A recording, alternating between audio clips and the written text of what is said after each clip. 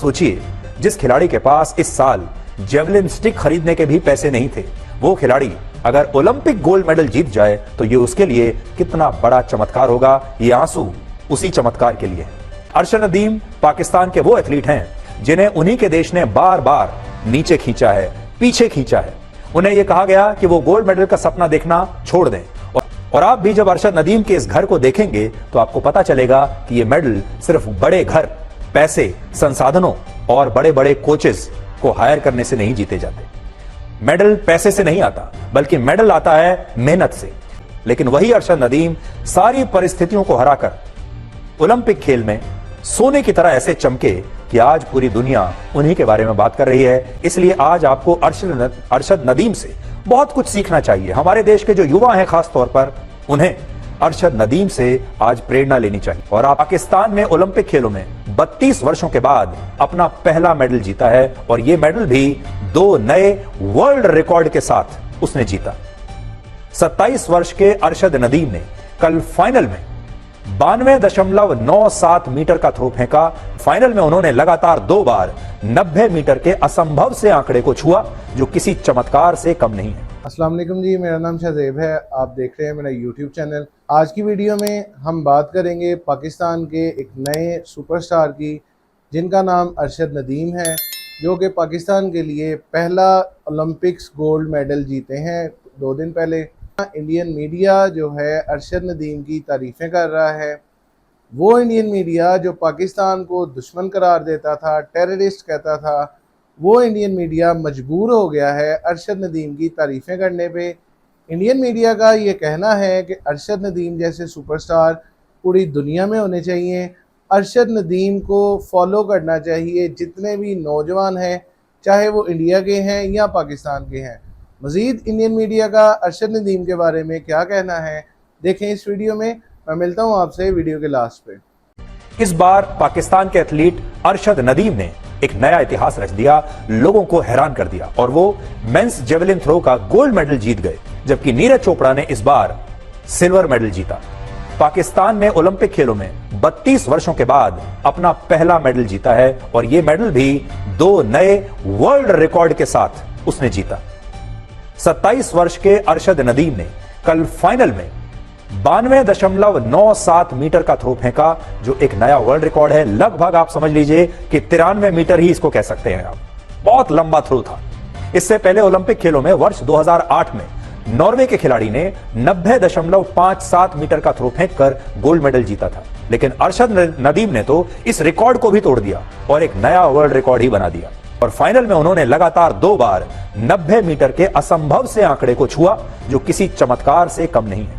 असल में नीरज चोपड़ा की सारी उम्मीदें तभी समाप्त हो गई होंगी मानसिक तौर पर, जब नदीम ने 90 के आंकड़े को पार कर लिया, जब उन्होंने 92 मीटर का थ्रो फेंका। उसके बाद बड़े से बड़े खिलाड़ी का भी ऐसा लगता है कि उन्होंने मानसिक रूप से अपनी हार स्वीकार कर ली होगी, क्योंकि अरशद नदीम के बाद नीरज चोपड़ा ने कोशिश तो बहुत की और उन्होंने 89.45 मीटर का थ्रो फेंका और वो सिल्वर मेडल जीतकर दूसरे नंबर पर रहे।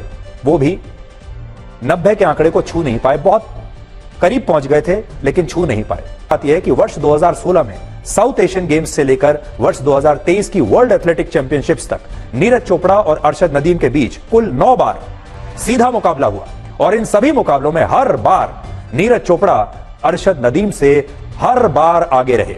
लेकिन जिस दिन सबसे बड़ा मौका था, जिस दिन सबसे बड़ा मुकाबला था, जिस दिन सबसे बड़ा मैच था, पूरी दुनिया देख रही थी, उस दिन वो अरशद नदीम को बीट नहीं कर पाए।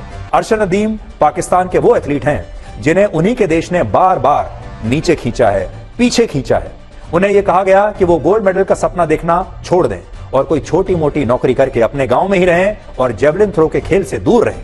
लेकिन वही अरशद नदीम सारी परिस्थितियों को हराकर ओलंपिक खेल में सोने की तरह ऐसे चमके कि आज पूरी दुनिया उन्हीं के बारे में बात कर रही है। इसलिए आज आपको अरशद नदीम से बहुत कुछ सीखना चाहिए। हमारे देश के जो युवा हैं, खास तौर पर उन्हें अरशद नदीम से आज प्रेरणा लेनी चाहिए। और आप सोचिए, जिस खिलाड़ी के पास इस साल जेवलिन स्टिक खरीदने के भी पैसे नहीं थे, वो खिलाड़ी अगर ओलंपिक गोल्ड मेडल जीत जाए तो ये उसके लिए कितना बड़ा चमत्कार होगा। ये आंसू उसी चमत्कार के लिए है। अरशद नदीम के संघर्षों की कहानी ऐसी है कि बहुत सारे लोगों को तो यह भी विश्वास नहीं हो रहा कि वो ओलंपिक खेलों का गोल्ड मेडल जीत भी सकते हैं। आप अरशद नदीम का ये घर देखिए जो अब मैं आपको दिखाऊंगा, जो पाकिस्तान के पंजाब प्रांत के एक छोटे से गांव में है। ये अरशद नदीम का घर है और इस घर में आपको गरीबी के अलावा कुछ नजर नहीं आएगा। लेकिन अरशद नदीम इसी घर से निकलकर पेरिस पहुंचे और उन्होंने वो कर दिखाया जिसकी कल्पना उनके अपने देश ने भी कभी नहीं की थी। कैसी जगह पर वो प्रैक्टिस करते हैं, उनके पास क्या साधन है, क्या सुविधाएं हैं, कैसा इंफ्रास्ट्रक्चर है, आप जरा इन तस्वीरों में देखिए। अरशद नदीम के पिता एक मजदूर हैं और अरशद नदीम पर भी शुरुआत से यही दबाव था कि वो अपने परिवार की आर्थिक स्थिति को सुधारने के लिए कोई छोटी मोटी नौकरी कर लें। अरशद नदीम ज्यादा पढ़े लिखे भी नहीं है और उनके गांव में इतनी गरीबी थी कि उनके पास आखिरी रास्ता यही था कि वो खेलों में कुछ करें और खेलों के कोटे से उन्हें कोई छोटी मोटी सरकारी नौकरी मिल जाए। खेलों में वो आए भी इसीलिए थे कि ये सोचकर कि कोई छोटी मोटी सरकारी नौकरी मिल जाएगी। और इस तरह अरशद नदीम ने पहले क्रिकेट खेलना शुरू किया और बाद में वो डिस्कस थ्रो में चले गए और डिस्कस थ्रो से होते हुए वो जेवलिन थ्रो के खेल में आ गए। वर्ष 2015 में जब अरशद नदीम ने यह सपना देखा कि वो जेवलिन थ्रो में पाकिस्तान को ओलंपिक मेडल एक दिन दिलाना चाहते हैं, तब उनके पास जेवलिन स्टिक खरीदने के भी पैसे नहीं थे।